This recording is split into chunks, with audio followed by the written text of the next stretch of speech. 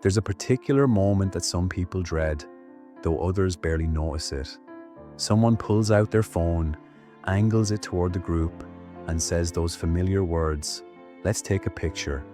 And while most people instinctively smile, adjust their posture, and lean in, there are those who freeze, who hesitate, who try to slip away unnoticed, or reluctantly position themselves at the edge of the frame, forcing a smile that never quite reaches their eyes. And if you're one of these people, if the thought of being photographed fills you with discomfort or even dread, then you know this isn't just about vanity or shyness. It's something deeper, something psychological, something that reveals truths about how you see yourself, how you relate to being seen, and what it means to exist in a world obsessed with capturing every moment. See, people who don't like taking pictures aren't just camera shy or insecure about their appearance, though those elements might be present. Beneath the surface, there's often a complex relationship with visibility itself, with permanence, with the gap between how they feel inside and how they appear outside. And here's what most people don't understand. Avoiding photographs isn't always about how you look. Sometimes it's about what being photographed represents, what it demands, what it reveals about the distance between who you are and who you see in the image staring back at you. For many people who avoid cameras, there's a specific kind of discomfort that comes with being visually documented. It's the feeling of being frozen in time, captured in a way that feels both permanent and false. Because a photograph takes a single moment, a fraction of a second, and declares that this is you. This expression, this angle, this version of yourself in this particular light.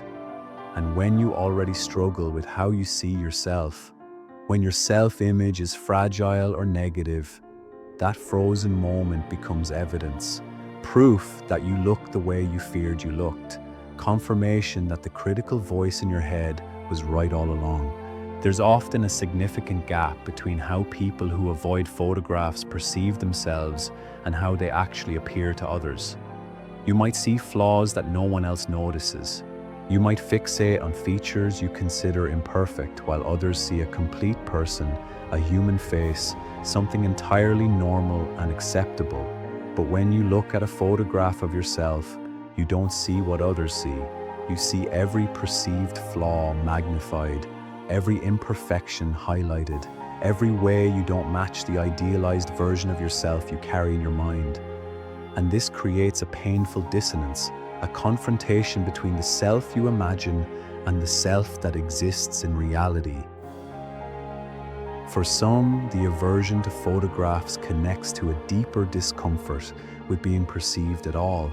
There's a vulnerability in being looked at, in being seen, in having your image exist separately from your control.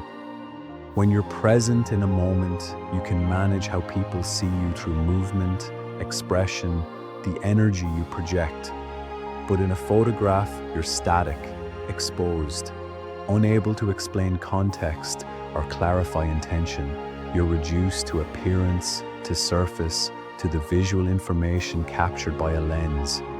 And for people who feel more comfortable being known for what's inside them, for their thoughts or actions or the substance of who they are, this reduction to mere image feels hollow, reductive, even dehumanizing. There's also the issue of control, or rather, the loss of it. When someone else takes your picture, they're choosing the moment, the angle, the context. They decide when to press the button, how to frame you, what elements to include. You become subject to someone else's perspective, their timing, their aesthetic choices.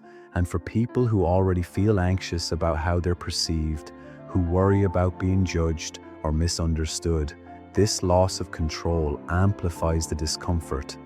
You can't curate how you appear. You can't ensure the image represents you accurately. You're at the mercy of chance, of lighting, of a split-second expression that might not reflect how you actually felt in that moment. Many people who don't like photographs have experienced the specific pain of seeing themselves in an image and feeling shocked, disappointed, or distressed by what they see. Is that really what I look like? Becomes a haunting question. Because in your mind, you have a sense of yourself, a feeling of how you move through the world.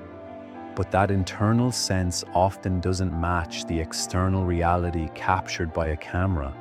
And this mismatch can be deeply unsettling, creating doubt not just about your appearance, but about your ability to perceive yourself accurately at all. If you can't trust your own sense of how you look, what else might you be wrong about? For others, the dislike of photographs connects to a broader discomfort with the culture of documentation itself. We live in an era where everything is captured, shared, displayed, where experiences seem to matter less for what they are and more for how they look when photographed, where the value of a moment is measured by its visual appeal, its shareability, its potential to garner likes and comments. And for people who find meaning in presence rather than documentation, who believe the most profound experiences are often the least photogenic, this culture feels exhausting, superficial, fundamentally misguided. They don't want to interrupt a genuine moment to pose for a camera. They don't want to experience life through the mediating lens of documentation. They want to be fully present, fully engaged, fully alive in the moment, without the self-consciousness that comes from knowing it's being captured. Because when you're aware of being photographed, part of your attention splits off to manage your appearance, to think about how you look, to perform being present rather than actually being present. And this performance, this division of attention, robs the moment of its authenticity. There's often a history here too, experiences that shape the aversion. Maybe you were teased about your appearance as a child, and photographs became evidence used against you, proof that you didn't fit the standard of what was considered attractive. Maybe you had family members who constantly criticized how you looked in pictures, pointing out unflattering angles or unfortunate expressions until you learned to associate photographs with shame. Maybe you experienced a period of significant physical change, illness, or trauma, and photographs from that time capture a version of yourself you'd rather forget, making all photographs feel like potential reminders of pain. Some people who avoid photographs also struggle with a concept of permanence. A photograph outlasts the moment it captures.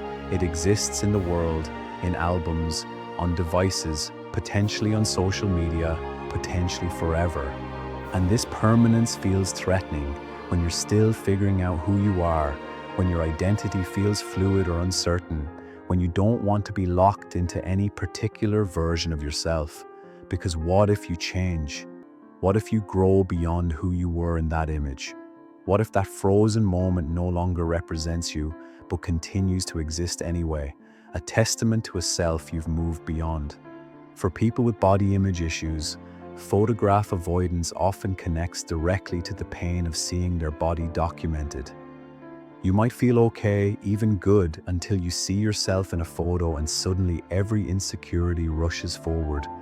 The way your body looks from certain angles, the space you take up, the ways you don't match the bodies celebrated in media and culture, and this visual confrontation with your physical form can trigger shame, self-criticism, and a renewed commitment to avoid situations where you might be photographed again.